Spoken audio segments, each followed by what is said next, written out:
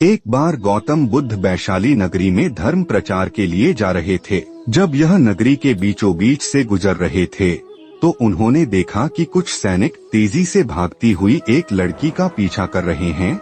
वह डरी हुई लड़की एक कुएं के पास जाकर खड़ी हो गई।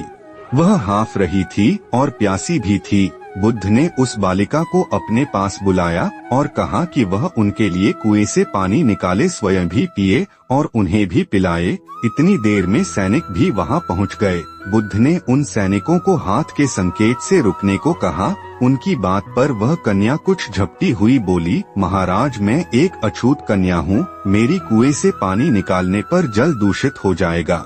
बुद्ध ने उससे फिर कहा, पुत्री, बहुत जोर की प्यास लगी है, पहले तुम पानी पिलाओ। इतने में वैशाली के राजा भी वहां आ पहुँचे।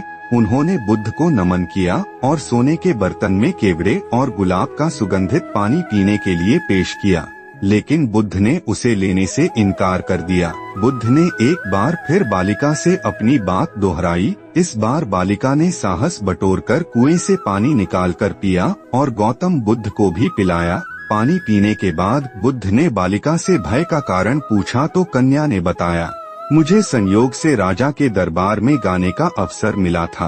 राजा ने मेरा गीत सुन मुझे अपने गले की माला पुरस्कार में दी, लेकिन उन्हें किसी ने बताया कि मैं एक अछूत कन्या हूँ। यह जानते ही उन्होंने अपने सैनिकों को मुझे कैदखाने में डाल देने का आदेश दिया। मैं किसी तरह उनसे बचकर यहाँ तक पहुँची थी कि आप मिल गए।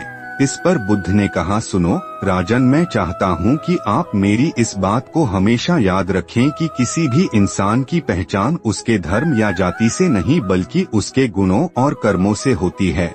जिस बालिका की मधुर कंठ से निकले गीत का अपने आनंद उठाया, उसे पुरस्कार दिया। जिसके कार्य इतने अच्छे हैं वह अछूत हो ही नहीं सकती।